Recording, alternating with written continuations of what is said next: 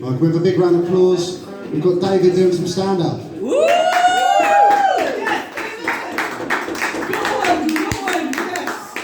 How do I follow that? Oh, it's too high for that. That's it, there you go. So, I'm David. I'm local. And just so you know, this is the very first time I've ever done stand-up, so I'm hoping it'll work out. Okay? So I actually came up here because I really wanted to share with you some true stories. I thought that it'd be a laugh.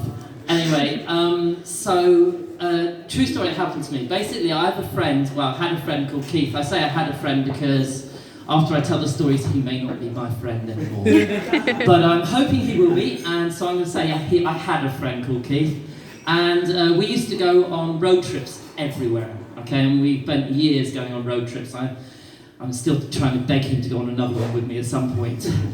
And basically, he had a car, he had a Vauxhall Corsa at one point, and we were going on this road trip, and when you go in the car, you'd start the engine and go duck, duck, duck, duck, duck, duck, duck, duck, duck, duck, duck, duck. And that's because his car had a dodgy exhaust. And what he did was, a long time ago, the exhaust dropped off, and he thought the best way to fix this was to put an elastic band around it. So as you're driving down the road, as it hits a bump, it goes duck, duck, duck, duck, duck, duck, like all the time. So that was really funny. And we were driving up the road, and we went to a service station, and he bought some windscreen wipers. And I said, why are you wearing windscreen wipers? He said, I think my windscreen wipers are on the end, yeah? So we're driving up the road, and then we had that torrential rain like we had today, and it was just chucking it on the car, and going up the motorway, and the windscreen wipers going flap, flap, flap, flap, and then they flew off. Literally, they flew off, this is a true story. And we pulled over, and I said, well, that was lucky you bought those windscreen wipers, wasn't it? You know, so he had them with the car, and he said, come and help me fit them. I said, no way. You know, chucking with rain outside, I am not going out there and fitting those windscreen wipers. He goes, I can't do them on my own. I said, well, it's your loss.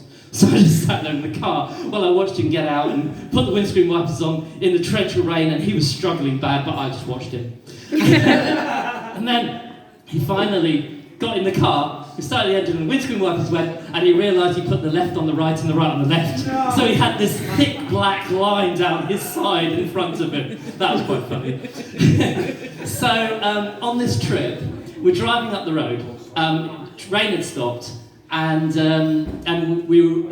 it got a bit dark, and we were in the country lanes, and the police came behind us, flashing lights and everything, and he pulls over, and he says to me, David, I just want to tell you a confession. I said, what's going on? He said, I've got 9 points on my licence, and if we get pulled over, that's it, the trip's over. So I said, okay, that's fine, that's what happens. Police come over, and he said to him, how fast do you think you were going? And he said, I think I was going about 60, 65, something like that. And they said, you're not from around here, are you? And he said, no, we're from Crawley, which is where we were living at the time. And he said, well, I hate to say this, but you're in a 30 zone. So he's there sweating like anything, you know. And they said, we'll have to talk about it. So he took the licence away, and he came back and he goes, we decided to give you a word of caution on this occasion. So we were like, you know? So that was quite crazy. Anyway, then, later on, that day, so this is my great weekend, you know, we were going camping with friends. Now, camping is one of those really annoying things which you do, which your parents drag you into when you're younger, and you think, this is the best thing. When I get older, I'm going to not make any of the mistakes my parents did when they went camping. Okay? But you never do. You make all the mistakes your parents made when they're camping, because that's what camping's about. You get 2 types of camping. You get the tent camping and you get the caravan camping. And we always had the tent camping. And in tent camping, there's only 3 types of camping you can get. The wet camping, the baking hot camping, or the freezing camping. And that's the 3 campings you get. So we had, on that particular day, the wet camping. Now, just go back in time. When I was younger, we used to go camping. I used to bring a keyboard with me. And because all my friends bought guitars, but, you know, I had a keyboard because I was a keyboardist. And I put the keyboard underneath me when I slept, because in a one-man tent, you can't fit a keyboard.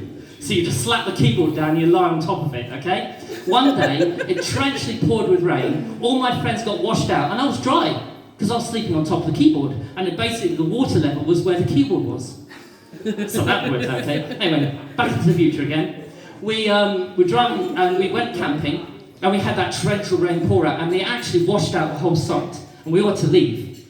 And we drove down to a service station. We left the tent at the campsite, and we drove down to a service station, and we were totally soaked. And we decided to get ourselves freshened up, so we went inside the service station, and we're there freshening up and everything. And I said to my friend Keith, I said, Keith, I left something in the car. Can you give me the keys? And he goes, I ain't got the keys. I thought you had the keys. And I said, no, I haven't got the keys. And he goes, well, where are the keys? And I said, I don't know. So we go back to the car, and they're on the dashboard. But we locked the car. So they're inside the car. So I thought, okay, I can resolve this, okay? So he says, call the police. So he calls the police, and the police say, we'll smash the window. And he's like, no, I'm not doing that. So he says, I said, you've got insurance? And he goes, yes, the insurance documents are in the car. So we didn't have any of the details of insurance or anything. So we decided, okay, let's go to the service station. So I went to the service station, and this is literally what happened. I said, I've got an announcement for everyone. And I said in a really loud voice, I said, does anyone know how to break into a car?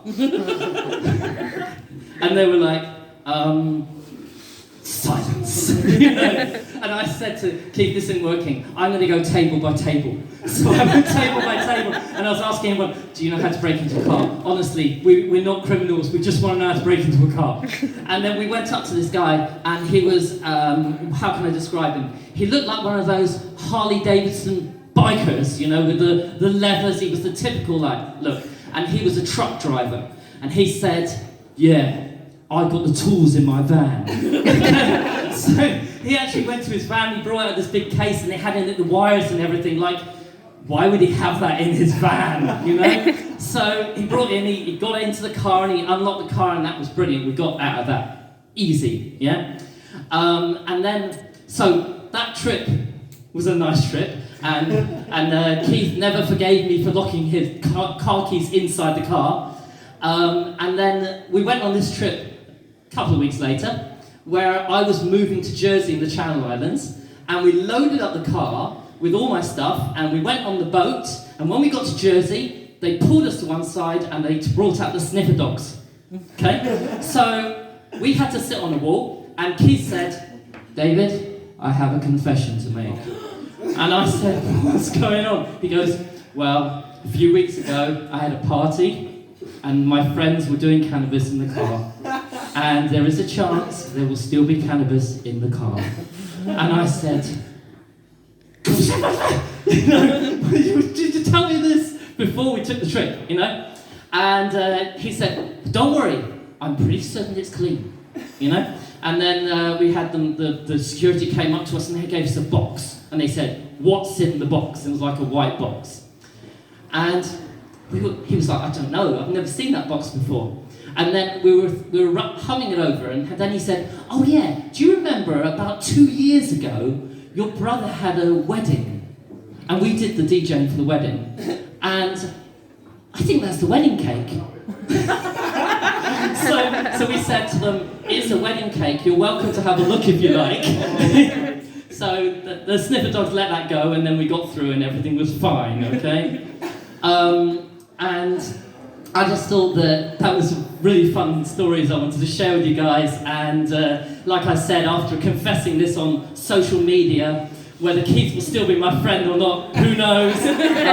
Let's see if he forgives me for what I said. Thank you. Hey!